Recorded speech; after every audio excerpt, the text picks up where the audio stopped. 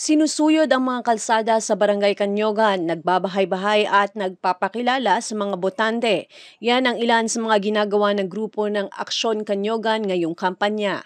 Nitong Biyernes ay inilatag sa ilang botante ng kapitan aspirant na si Andy Cheng kasama ang kanyang mga kagawad ang kanilang mga plataporma.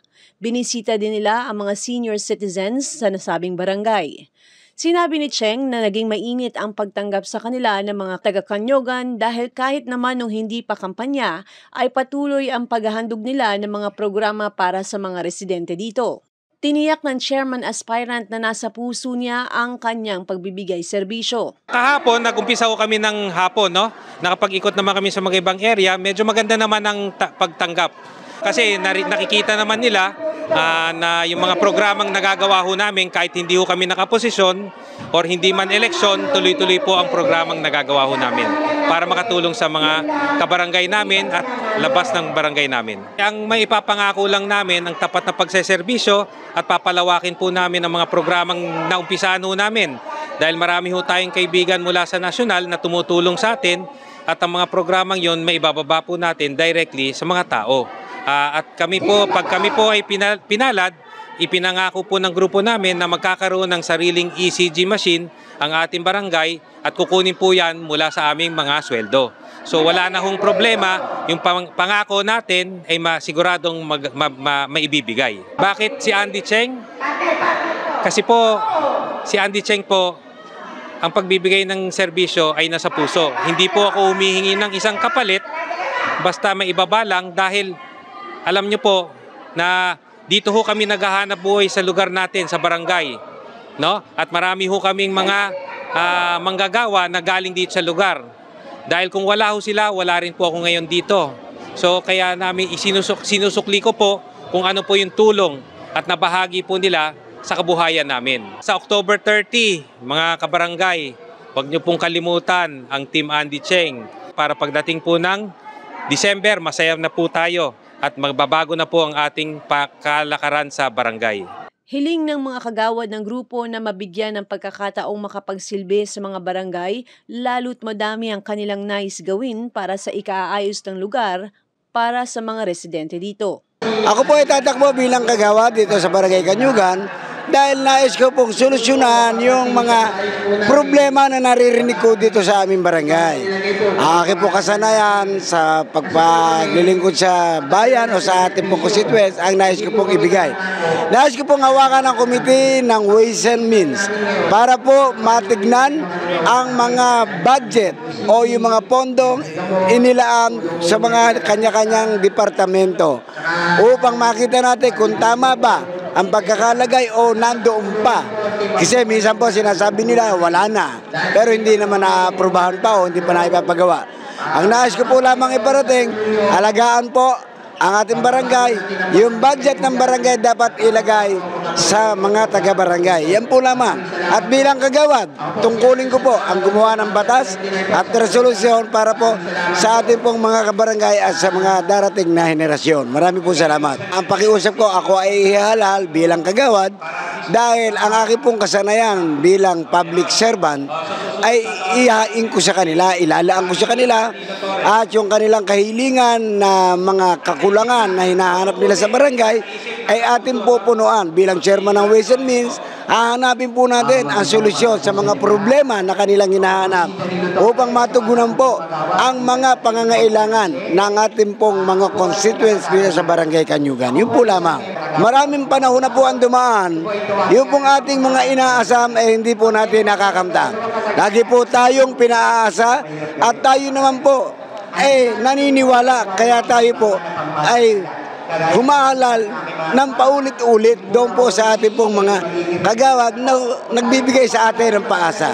Ang akin po lamang, tulad nga po ng sinabi ni Mayor Vico, no, sa kanyang winiga, kung gusto po natin ang tunay na pagbabago, doon po tayo sa mga bago para makita po natin yung talagang serbisyo na hinahanap natin. Yun po lamang. At ang mensahe ko po sa inyo, vote wisely. Wala pong kaibigan, walang kainuman, walang barkada o walang kakilala. Tignan po natin ang kriteria o kategorya ng bawat kandidato para po sa kapakanan ng pangkalahatang Kanyugenyo. Hindi po para pansarili lang, pangkalahatang pangkanyugenyo po. Yun po lamang. At ang masasabi ko lang, humalal po tayo ng kagawad na marunong gumawa ng batas o resolusyon para po sa paghahain ng mga programang magaganda na kapakipakinabang para po sa ating barangay. Ako po yung nanungkulan mula ng 2007, ako po ay naging Board of Trustee. 9 na taon naman po ako naging Vice President at 3 years na po ako ngayon sa Presidente mula 2020. So ako po ay tatakbo bilang kagawad ng Barangay Kanyugan. Ako po ay magbababa ng mga barangay resolution tungkol dito sa nangyayari dito sa barangay nga nangyayari sa amin ngayon na wala akong nakikitang suporta man lang dito sa aming barangay tungkol sa amin na sesyon. So ako po, pag ako'y pinalad, masuportahan niyo po ang gagawa ho kami ng mini butika ng senior citizen sa barangay. At kami po ang maglalagay ng senior citizens hub. Kung sa umaga gusto nila magkape, nandoon sila. At maglalagay ho kami ng isang pinakamaganda health and wellness program. Ibababaho namin dito sa barangay dito.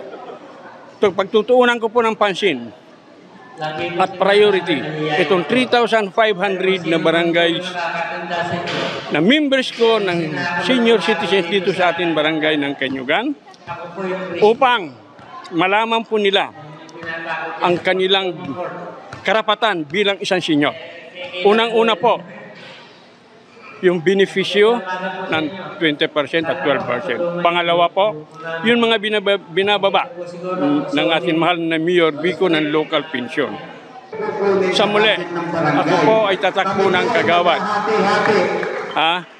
Tatakbo po ng kagawad sa ilalim ni Cap and Cheng Action Kanyugan. Na mula noon hanggang ngayon, tuloy-tuloy ang tulong namin. Mula nagpandemya, kami po ay nagbibigay ng face mask, face shield at mga groceries na para sa senior. Lalo na po yung mga bedridden. Concern po ako sa mga bedridden na iniikutan ko. Ang dito po sa Kanyugan, mayroon po tayo 37 bedridden sa ngayon. Ako ay tumatakbong kagawad.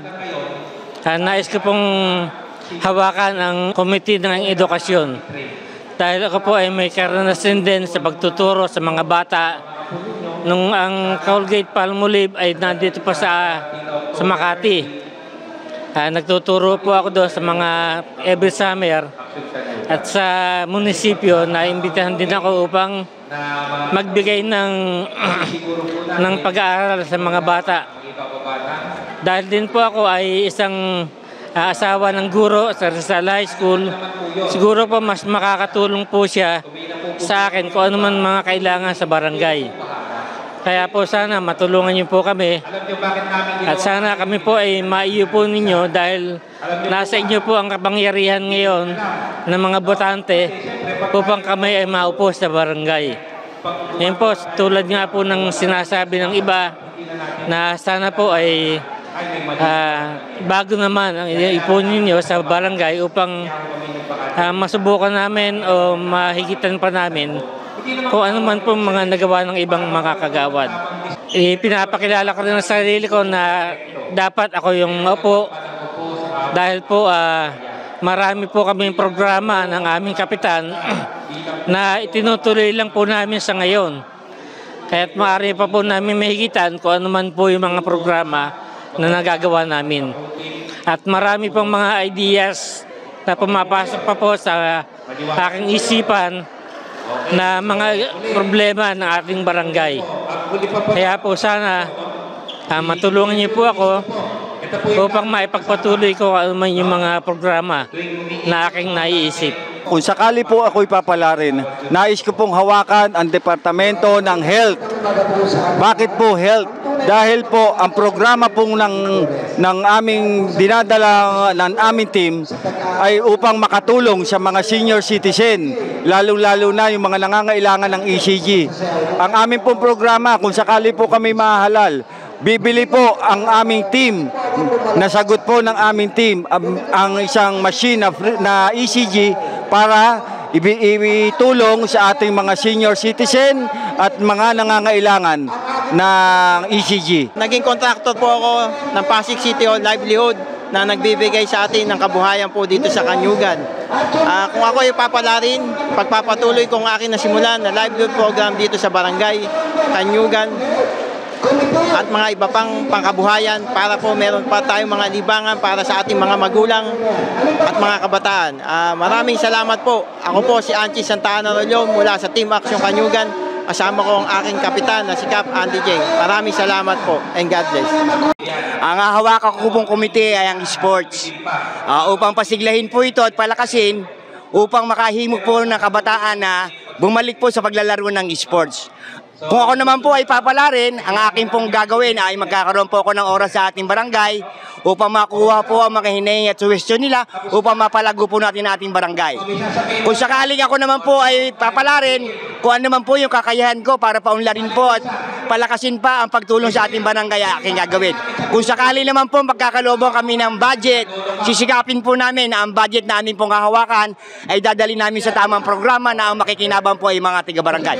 Ayon sa botante, hanap nilang kandidato na hindi sa simula lamang nakikita, mapagkakatiwalaan at hindi mangungurakot sa barangay. Magluluklok ka rin lang ng kapitan, yung sigurado ka na.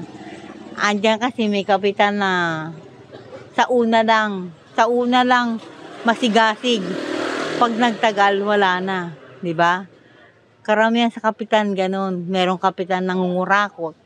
Merong kapitan na ibinubol sa yung budget ng kaban, di ba? Imbis na ipamigay sa tao, itulong, ang binubuhay nila, yung sarili nila. Pinayayaman nila, sarili nila, hindi ang mga taong bayan. Kaya nga niluklok di ba?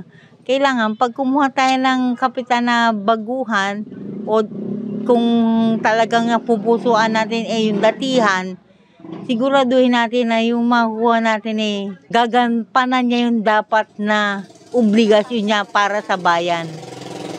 Kasi ang hinahanap natin, yung gagawa, hindi yung mando ka ng mando, utos ka ng utos, bulsa rito, bulsa ron. Di ba ganyan ang hinahanap natin na kapitan? Hindi ka iluluklok, hindi ka tatagal sa kinaupuan mo kung hindi maganda ang patakbo mo. Di ba?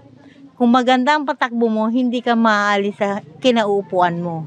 Ako si Luan Peñano para sa latest ng iNews Pasig.